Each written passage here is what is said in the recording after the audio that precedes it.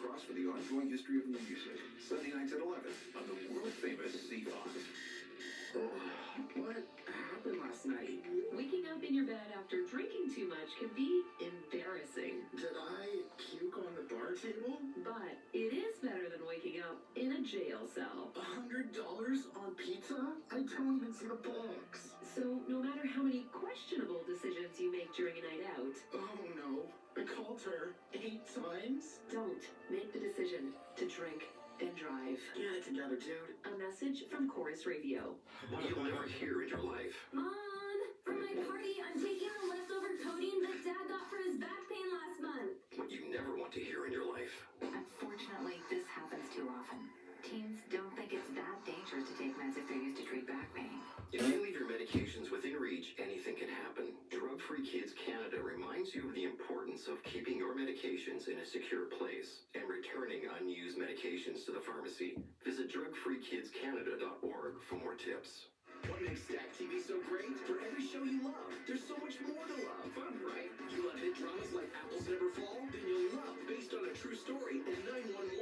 You love reality shows like Survivor? Anything can happen. Then you'll love the new seasons of Big Brother and Alone. And if Rick and Morty is what you love, you'll definitely love shows like Ted and Robot Chicken. I'm in. With Stack TV, you can stream everything you love and so much more. Try it free. Applicable membership required. Restrictions apply. I'm so excited. Thanksgiving? No. Christmas? Nah. Then what? Rocktober! Coming to any Long and McQuaid musical instruments for Rocktober, powered by Yorkville Sound. We're celebrating with 12 months 0% financing and special deals on many of our top brands like Gibson, Yorkville, Stringer, Shure, and more. Check out longandmcquaid.com for details.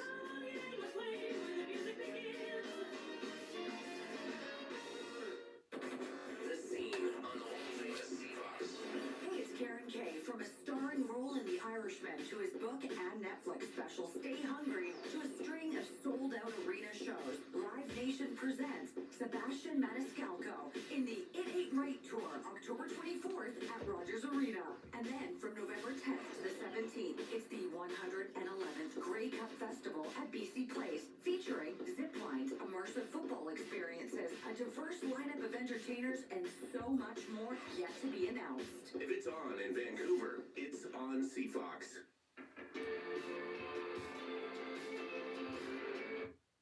Supplied by the West to strike inside Russia. The debate has played out for months. Journalist Volodymyr Solovyov is Turkey Mass at Reed's Family of White Fly. Enjoy favorites like turkey, stuffing, mashed potatoes, and pumpkin pie. Or pre-order and take away our heat and serve dinner for two and enjoy one free pie. Now that's math everyone can appreciate. On now to October 14th at White Fly. We'll see you soon. We had food growing up and we were used to being able to eat. But then all of a sudden, we needed that help. That's why the food bank is here. They're here to help you and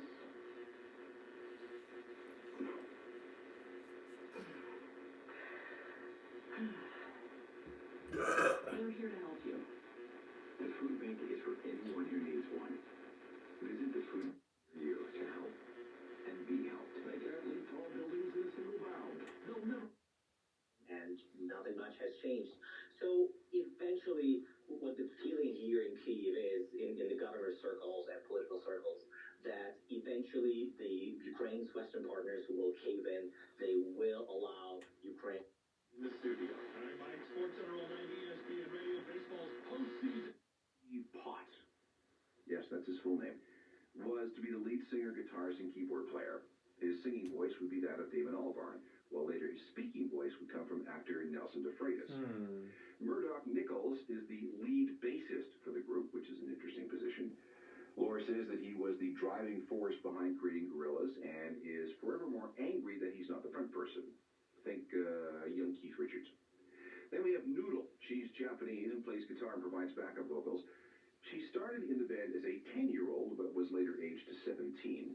And the story is that when 2D and Murdoch were looking for a guitarist, a FedEx box arrived to the studio, and he was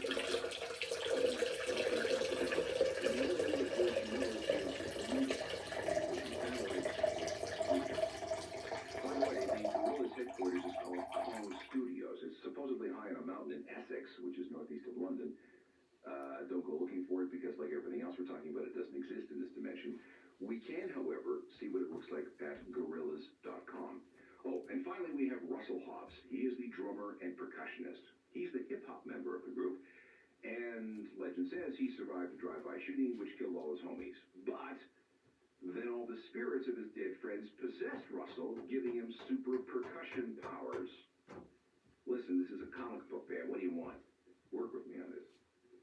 Damon and Jamie first called the band Gorilla, but then they later added the Z because it looked cooler. They tested the waters with a single, which was released on November 27th, 2000. It's called Tomorrow Comes Today, and it's very much in line with the trip-hop sounds of the time.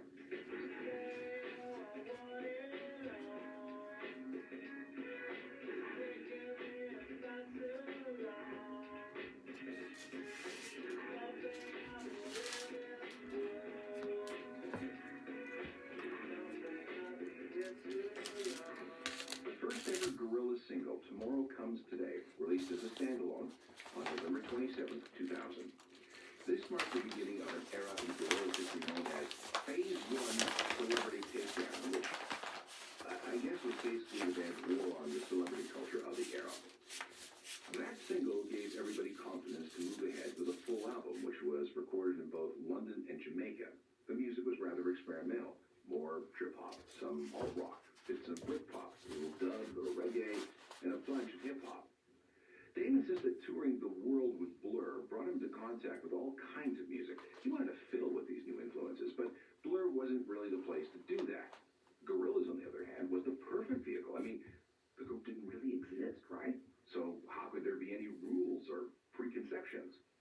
Damon, being responsible for the music, brought in rapper Del the Funky Homo Sapien, turntablist Kid Koala, and American hip-hop producer Dan the Automator. The first single from the album was Clint Eastwood, and yes, it's about the American actor.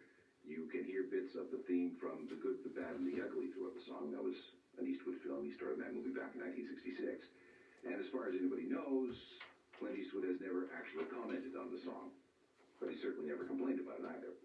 The rapper is Del the Funky Homo Sapien. However, he is identified as Del the Ghost Rapper. See, in this case, he's one of the spirits of Russell Hobbs' dead friends inhabiting his body. That's why if you've seen the video, he's shown as a blue-colored phantom.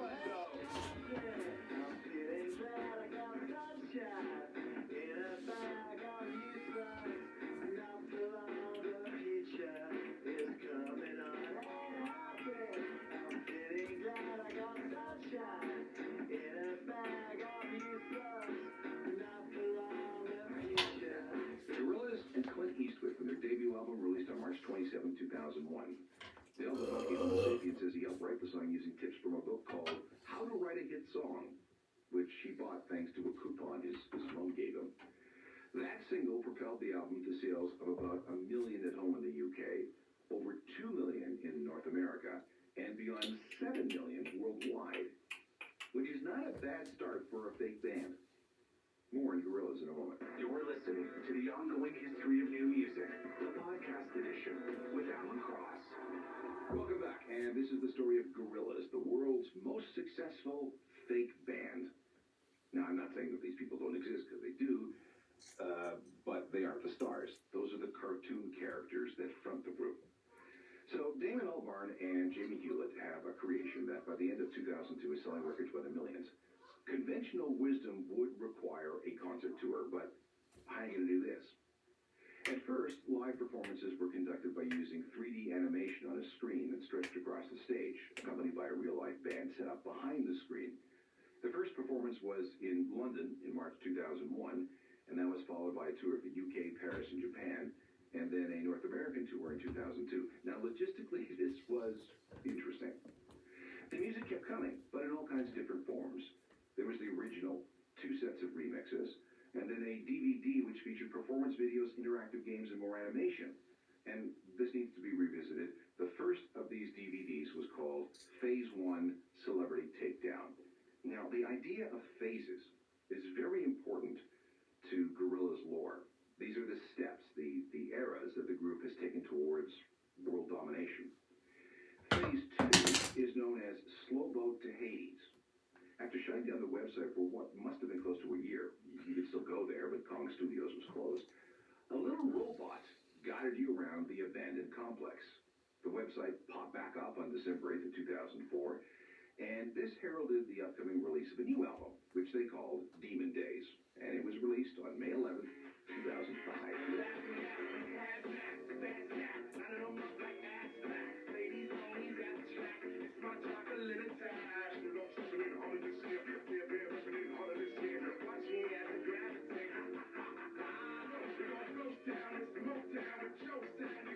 The first single from the second Gorillaz album, Demon Days, that's Feel Good Inc.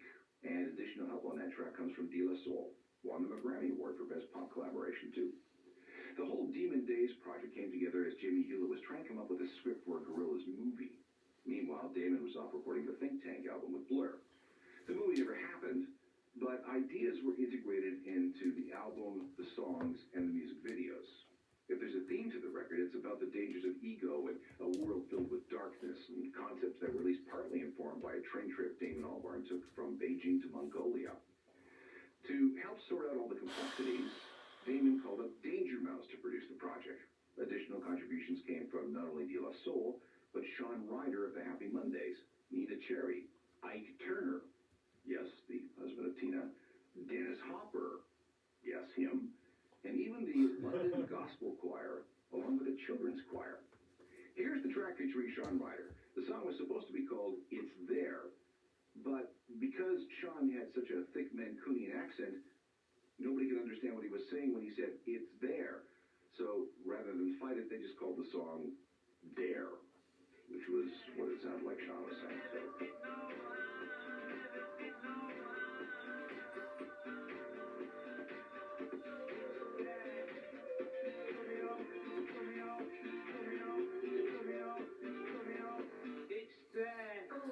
So much of the Demon Days album delved into the world of hip-hop to help tell the story of a world that's descended into night. It's not really a concept album, but if you listen to the record from front to back, you'll hear that it follows a musical arc. It starts fairly calm, but then things get progressively darker. Like the debut record, there were remixes and a DVD, plus a talent contest. They called it Search for a Star, which brought in entries from all over the world. If you wanted to be part of this, you had to send a minute-long audio or video clip, or, this being the world of comics, an image file. The prize was a chance to collaborate with the band and have your own virtual room inside Kong Studios. It's a really cool idea, but the room idea never happened. However, the collaboration did. 3 winners provided either animation, a remix, or a piece of artwork. And all that came together on a song called Kids with Guns.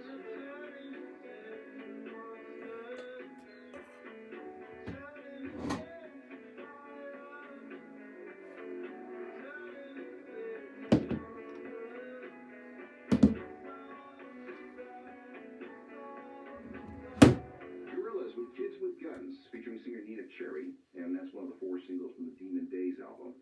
And as successful as the first album was, this one was even bigger, moving at least 8 million copies around the world. This marked the end of Phase 2 of the Gorillaz' world domination plan, Slow Boat to Hades.